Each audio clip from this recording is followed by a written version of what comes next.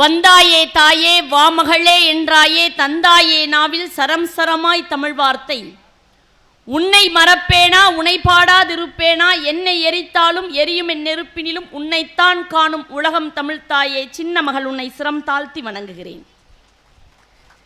செங்கனி சுவை பொங்க தீந்தமிழ் அமுதூர இன்பத்தேன் சுவை பாகினிக்க முல்லை பூவிதழ் மனம் வீச மிகச் சிறப்பானதொரு முத்தமிழ் மன்ற விழாவினை சீரோடும் சிறப்போடும் எழிலோடும் ஏற்றத்தோடும் பொறுப்போடும் புனிதத்தோடும் நடாத்தி கொண்டிருக்கக்கூடிய சான்றோ பெருமக்களே, கூடியிருக்கக்கூடிய இலக்கிய மெய்யன்பர்களே, மேடையிலே என்னோடு வாதம் புரிய வந்திருக்கக்கூடிய சிங்கங்கள் வந்து சிகை கோதுகின்ற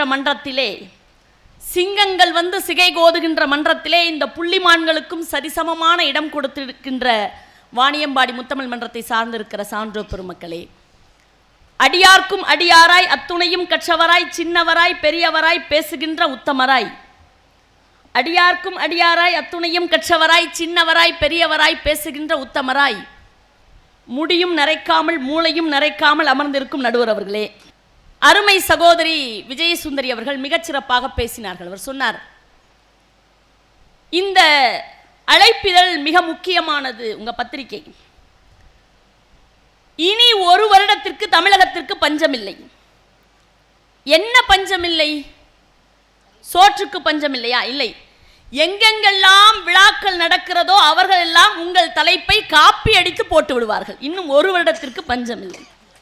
நான் நிறைய நேரம் நம்முடைய வாணியம்பாடி முத்தமிழ் மன்ற பத்திரிகையை பார்த்து நினைப்பேன், ரூம் போட்டு யோசிப்பாங்களோ தலைப்புகளுக்கு என்று. அந்த அளவிற்கு மிகச்சிறப்பாக தலைப்புகளை கொடுத்து வரலாற்றை பல பேர் படிப்பார்கள். அவருடைய வாழ்க்கையே அதுவாக இருக்கும். வரலாற்றை படித்திருப்பார்கள். சில பேர் வரலாற்றில் இடம் பிடிப்பார்கள். ஏதாவது ஒரு சாதனைகளை செய்து வரலாற்றிலே இடம் பிடிப்பார்கள். ஆனால் வாணியம்பாடி முத்தமிழ் மன்றத்தை சார்ந்தவர்கள் வரலாற்றை படிப்பவர்கள் அல்ல, வரலாற்றில் இடம் பிடிப்பவர்கள் அல்ல, வரலாற்றையே படைத்து காட்டுபவர்கள் என்பதை இன்றைக்கு இந்த மன்றம் நிரூபித்துக் கொண்டு அமர்ந்திருக்கிறது. அருமை சகோதரியார் பேசுகிற போது மிகச்சிறப்பாக பேசினார்கள். மிக அழகாக வெளிநாட்டு அறிஞன் ஒருவனுடைய வரையறையை வைத்து பார்த்தார்கள். நான் வெளிநாட்டு அறிஞனுக்கு போக வேண்டிய அவசியம் எனக்கு இல்லை. ஏனென்றால் நிவேதிதா அம்மையாரும் காரல் மார்க்சும் என்ன சொன்னார்கள் என்று பார்ப்பதற்கு முன்பாக, பட்டாசு போல இந்த உலகத்திலே முண்டாசு கட்டிய பட்டாசாய் விளங்கி இருக்கக்கூடிய பாரதியை பார்த்தாலே போதும், பாஞ்சாலிதான் பாத்திரப்படைப்பிலே உயர்ந்தவள் என்பதற்கு.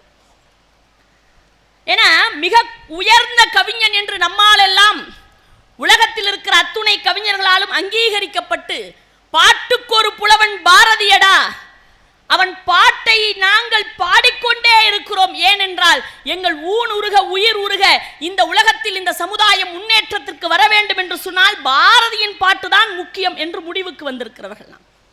நீங்கள் முன்னுரையிலே மிகச்சிறப்பாக சொன்னீர்கள், கம்பனை போல், வள்ளுவனை போல், இளங்கோவை போல் பூமிதனில் யாங்கனுமே பிறந்ததில்லை, உண்மை வெறும் புகழ்ச்சி இல்லை என்று பாரதி படைத்திருக்கிறான். இந்த வார்த்தைக்கு என்ன அர்த்தம் என்று கேட்டால், பாரதி எதை படித்திருக்கிறான் என்றால் கம்பனை முழுவதுமாக படித்திருக்கிறான் என்பதற்கான எடுத்துக்காட்டு. இளங்கோ படைத்திருக்கிற சிலப்பதிகாரத்தில் இருக்கிற கண்ணகியை உள்வாங்கி இருக்கிறார் என்பதும் நமக்கு தெளிவாக தெரிகிறது. அப்ப சீதையை உள்வாங்கி இருக்கக்கூடியவன், கண்ணகி என்கின்ற மாபெரும் பாத்திரத்தை உள்வாங்கி இருக்கக்கூடிய ஒரு மாபெரும் கவிஞன், மணிமேகலை என்கின்ற பாத்திரத்தையும் சற்று பார்த்திருக்கக்கூடிய கவிஞன், இந்த மூன்று பேரையும் ஒதுக்கி தள்ளிவிட்டு தன் காப்பியத்திலே முப்பெரும் காப்பியங்கள் பாரதியினுடைய காப்பியங்கள் என்று போற்றக்கூடிய காப்பியங்களிலே முதலாவது காப்பியமாக நாம் பெருமையோடு பேசக்கூடிய பாஞ்சாலி சபதத்தை தான் படைத்திருக்கிறான். சீதை சபதம் படைக்கல, கண்ணகி சபதம் படைக்கல, மணிமேகலைக்கு சபதமே இல்லை, அது வேற விஷயம். அப்ப ஒரு கவிஞன் எதை எடுத்துக்கொள்கிறான் என்று சொன்னால் பாஞ்சாலை எடுத்துக்கொண்டான். என்ன காரணம் தெரியுமா நண்பர்களே? இந்த பூமி பந்தை போல ஒப்பிட்டு பார்த்தான் பாஞ்சாலி. இந்த பூமி பந்து எதுல பிறந்தது தெரியுங்களா? நெருப்பில் இருந்து தோன்றியது. முதலில் இந்த பூமி பந்து நெருப்பு குழம்பாகத்தான் வெளியே வந்தது. அது பின்பு குளிர்ந்துதான் இந்த பூமியாக மாற்றம் பெற்றது.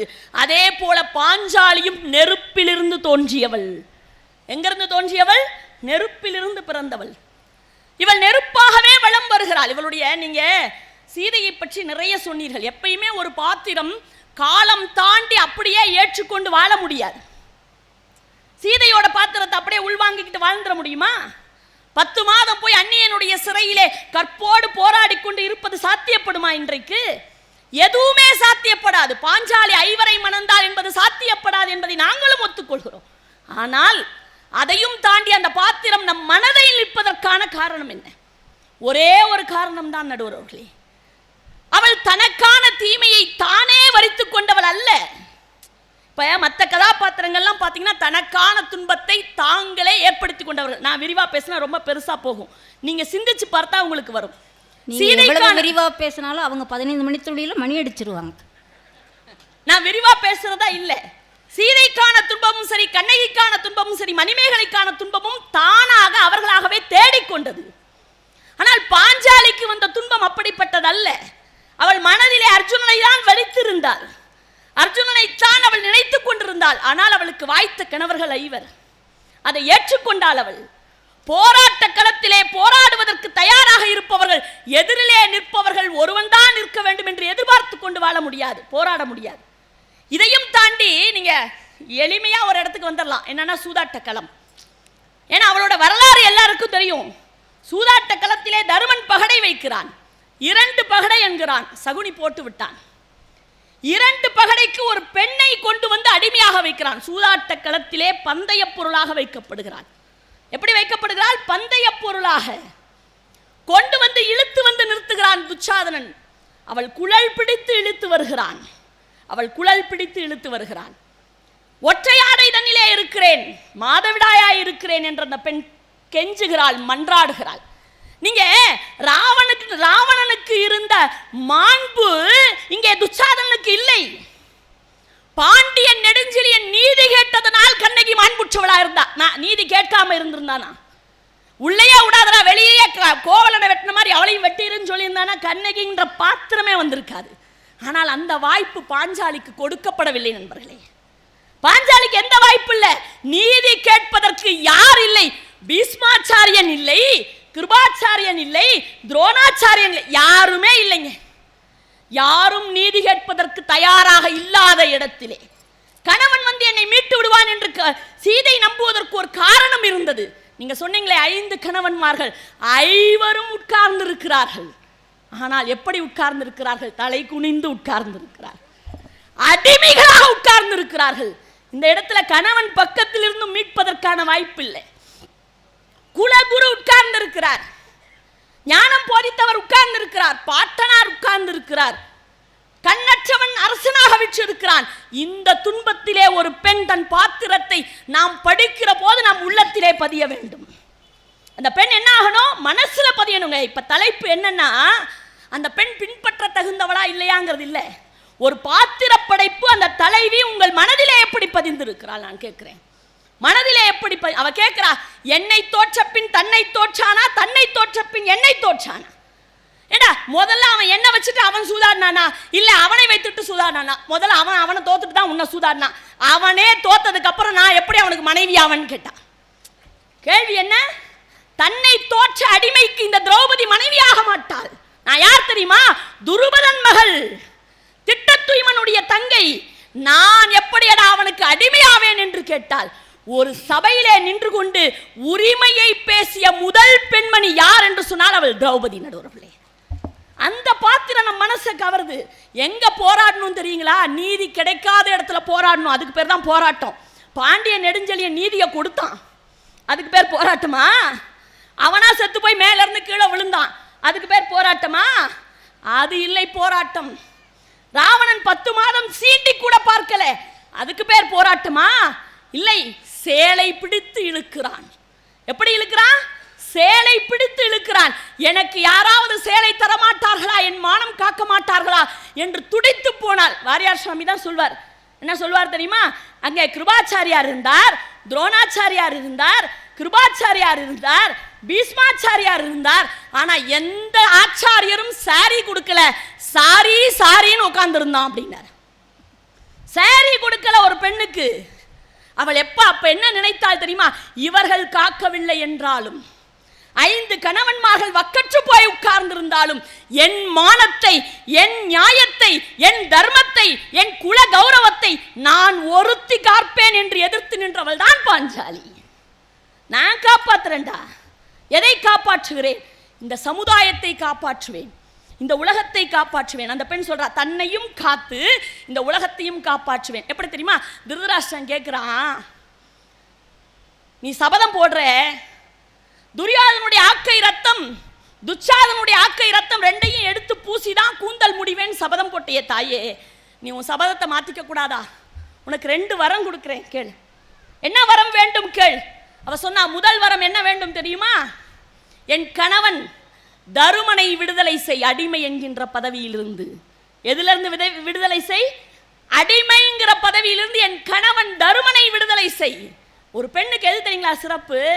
கணவனுக்கு வருகிற துன்பத்தை துடைத்து எறிந்து அவனை இந்த உலகத்தில் வீரமுடையவனாக நடை போட வைப்பது சிறப்பு.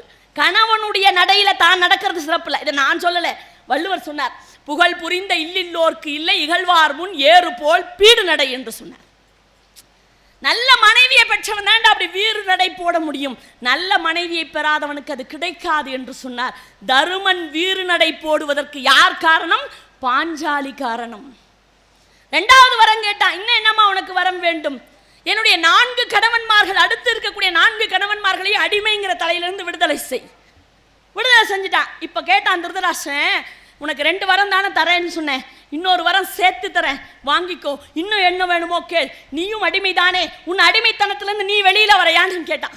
அப்ப அவ சொன்னா, இவர்கள் எல்லாம் அடிமை என்று நீங்கள் ஒத்துக்கொள்ளலாம், நான் அடிமை என்று நான் முதலில் என்னையே நான் ஒத்துக்கொள்ளவில்லை, உங்ககிட்ட எப்படி நான் அடிமையிலிருந்து விடுதலை கேட்பேன்?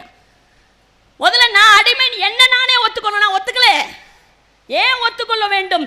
ஏனென்றால் என்னை அடிமைப்படுத்துவதற்கு எவனுக்கும் அருகதை கிடையாது. அதனால்தான் பாரதி அவளை பார்த்துட்டு தான் சொன்னா, நிமிர்ந்த நன்னடை, நேர்கொண்ட பார்வை, நிலத்தில் யாருக்கும் அஞ்சாத திமிர்ந்த ஞானச்செருக்கு, அதை கொண்ட பெண்கள் தான் இந்த நாட்டின் கண்கள் என்று சொன்னவன் பாரதி. யாரை பார்த்து சொன்னா? பாஞ்சாலியை பார்த்து சொன்னான். ஒரு பெண் என்பவள் தனக்கு வருகிற துன்பங்களை எதிர்கொள்கிறவளாக இருக்க வேண்டும். பெண்ணுக்குள்ளே ஞானத்தை வைத்தான் புவி பேணி வளர்த்திடும் ஈசன், மண்ணுக்குள்ளே சில மூடர் அந்த மாதர் அறிவை கெடுத்தார் என்று சொன்னான். அவன் ஞானிடா, பிறக்கும் போதே ஞானியாக பிறக்கிறவள் பெண் என்று பாரதி படைத்து காண்பித்தான். அந்த ஞானி யார் தெரியுமா? பாஞ்சாலி. இந்த ஞானி யார் தெரியுமா? ஏன் பாஞ்சாலி சபதத்தை பாரதி எடுத்தான் தெரியுங்களா? ஏன் எடுத்தான் தெரியுமா? சீதை எடுக்காம பாஞ்சாலி சபதத்தை எடுத்தது காரணம் என்ன தெரியுமா? நான் கரூரில் ஒரு மேடையில் பேசி கொண்டிருக்கிற போது அப்துல் கலாம் அவர்கள் மேடையில் இருந்தார். நம்ம மரியாதைக்குரிய, போற்றுதலுக்குரிய, மேன்மை மிகு நம்முடைய மக்கள் ஜனாதிபதி. அவர் மேடையில் ஒரு வாசகம் சொன்னார். என்ன சொன்னார் தெரியுங்களா? நபிகள் நாயகம் ஸல்லல்லாஹு அலைஹி வஸல்லம் குர்ஆன்ல ஒரு வாசகம் சொல்றார். நபிகள் நாயகம் ஸல்லல்லாஹு அலைஹி வஸல்லம் குர்ஆனிலே ஒரு வாசகம் சொல்கிறார், தாயின் பாதத்தில் சொர்க்கம் இருக்கிறது. எங்க இருக்கு சொர்க்கம்? தாயின் பாதத்தில் சொர்க்கம் இருக்கிறது. நான் தாயின் பாதத்தில் பிறந்தவன், சொர்க்கத்தில் பிறந்தவன். நான் தாயின் பாதத்தில் பிறந்தவன், சொர்க்க. எங்களுக்கெல்லாம் ஆச்சரியமா போச்சு, இது என்ன இப்படி பேசுறார்? அவர் சொன்னார், உங்களுக்கு என்ன ஆச்சரியமா இருக்கா? தாயின் பாதத்தில் பிறந்தவன் நான் சொல்றது உங்களுக்கெல்லாம் ஆச்சரியமா இருக்கா? உண்மை, சத்தியம், உண்மையாக சொல்கிறேன், தாயின் பாதத்தில் நான் பிறந்தேன், நான் சொர்க்கத்தில் பிறந்தேன். எப்படி தெரியுமா? பாரத மாதா ஒரு தாய், அவளின் பாதம் ராமேஸ்வரம், நான் ராமேஸ்வரத்தில் பிறந்தவன், தாயின் பாதத்தில் பிறந்தவன் என்று சொன்னார். இப்போ உங்களுக்கு சொல்றேன், அந்த தாய் பாரத மாதா. பாரதி நினைத்தான், இதோ இந்த பாரத மாதா போல இந்த பாஞ்சாலி நிற்கிறாள், இந்த துரியோதனாதியர்கள் போல இருக்கிறவர்கள் தான் இந்த ஆங்கிலேயர்கள், இவர்களிடம் போராடி கொண்டு இந்த பாண்டவர்கள் மன்றாடுகிறார்கள், நாடு கிடைக்காதா, நாடு கிடைக்காதா என்று. இந்த பெண் பாரத மாதாவாக விழிச்சு பெற்று எழுந்து நின்று சபதம் உரைக்கிறாள். பார்ப்பதற்கு பாரத மாதா போலவே இருக்கிறாள், எனவே பாஞ்சாலி சபதம் படைக்கிறேன் என்று படைத்து கண்டு. ஒருத்தனுக்கு அந்த பாத்திரம் மனதை தொடவில்லை என்று சொன்னால் அவன் காப்பியமாக எழுதுவதற்கு தலைப்பட மாட்டான். அந்த தலைவி, அந்த காப்பிய தலைவி இருக்கிறாளே, அவள் மனதை தொட்டு இருக்க வேண்டும். அதனால்தான் பீமன் சொன்னான் சபையில, யாரடா சூது வச்ச? என்றைக்கும் எதிர்த்து பேசாதவன் பீமன்.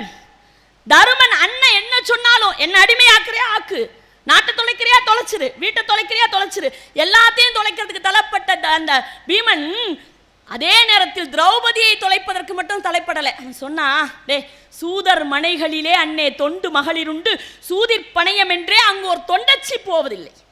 ஏது கருதி வைத்தாய் அன்னே, யாரை பணையம் வைத்தாய்? மாதர் குலவிளக்கை அன்பே வாய்ந்த வடிவழகை பூமி அரசரெல்லாம் கண்டே போற்ற விளங்குகின்றான் சாமி புகழனுக்கே வெம்போர் சண்டன பாஞ்சாலன். அவன் சுடர்மகளை அன்னை ஆடி இழந்து விட்டாய், தவறு செய்து விட்டாய் அன்னை, தருமணம் கொன்று விட்டாய். சோரத்தை கொண்டதில்லை அன்னை, சூதிர் படைத்ததில்லை, வீரத்தினால் படைத்தோம் வெம்போர் வெற்றியினால் படைத்தோம். சக்கரவர்த்தி என்றே மேலாம் தன்மை படைத்திருந்தோம், பொக்கென ஓர்கணத்தை எல்லாம் போக தொலைத்து விட்டாய். நாட்டை எல்லாம் தொலைத்தாய், நாங்கள் பொறுத்திருந்தோம். துருபதன் மகளை திட்ட தூய்மன் உடன்பிறப்பை இரு பகடை என்றாய், ஐயோ இதற்கு அடிமை என்றாய். இது பொறுப்பதில்லை தம்பி, எரிதலல் கொண்டு வா, கதிரை வைத்திழந்தான் அண்ணன் கையை எரித்திடுவோம் என்று சொன்னார். என்ன காரணம் தெரியுமா? தாங்க முடியல. ஒரு பாத்திரம் படித்து முடித்தவுடன் நமக்குள்ளே ஒரு தாக்கத்தை ஏற்படுத்தணும், பரிவை ஏற்படுத்தக்கூடாது, பரிதாபத்தை ஏற்படுத்தக்கூடாது. கண்ணகி என்கின்ற பாத்திரமும் சரி, சீதை என்கின்ற பாத்திரமும் சரி, மணிமேகலை என்கின்ற பாத்திரமும் சரி, படித்து முடித்தவுடன் ஒரு பரிதாப உணர்ச்சி நமக்கு வரும்.